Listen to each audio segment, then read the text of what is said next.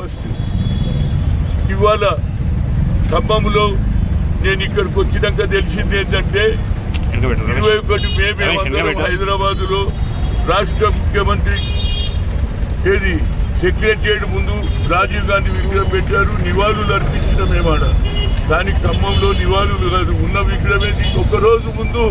ఇంతకంటే దురదృష్టమైందే 21 మే నాడు చనిపోయింది ఆయన, 20 నాడే తీసేసారు. ఏం తొందర ఉన్నదా కాంట్రాక్టర్కు నాకు అర్థం కాదు. ఆ విగ్రహం ఎక్కడుందో నాకైతే తెలియదు. ఇక్కడ నేను పెట్టించిన ఎప్పుడు 8 ఏళ్ల ముందు రాజీవ్ గాంధీ గారి ప్రాంతంలో గిరిజన ప్రాంతంకు వచ్చాడు. విపరీతమైన వర్షాలు వచ్చి ప్రజలు ఇబ్బంది పడుతుంటే, రైతులు ఇబ్బంది పడుతుంటే 2 సార్లు వచ్చాడు మా నాయకుడు. ఆయన గురించి నేను ఈడ విగ్రహం పెట్టిస్తే ఇవాళ ఉన్నటువంటి ఏఐసిసి అధ్యక్షుడు మల్లికార్జున్ ఖర్గే గారు వచ్చి ఇక్కడ ఇనాగ్రేషన్ కూడా చేసిపోయాడు. ఏం తొందర ఉన్నదిరా బాబు, ఇక్కడ ఉన్న కార్పొరేటర్ కూడా తెలియదు.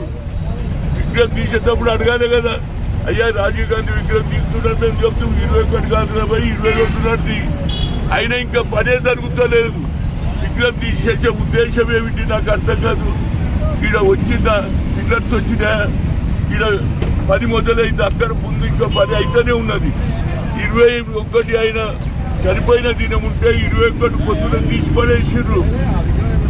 నేను నిజంగా మీడియా వాళ్ళ మీద నాకు కోపం ఉందండి. 21 నాడు ఆయన వర్ధంతి ఉంటే 20 నాడు తీసేస్తే ఒక్క పేపర్ వాళ్ళు రాయలే. ఏం అన్యాయం రాబోయి. మీడియా కూడా ఈ విధమైనటువంటి తప్పులు చేస్తే నాకు ఇంటికి వచ్చినాక తెలిసింది.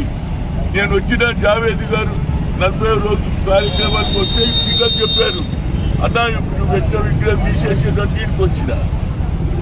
ఏం తప్పు చేసిండ్రా బాబు. ఈ భారతదేశం గురించి ప్రాణాలు అర్పించింది ఇందిరాగాంధీ, కొడుకు అర్పించాడు. అలాంటి విగ్రహాన్ని తీసి పడేయడం ఏంటి?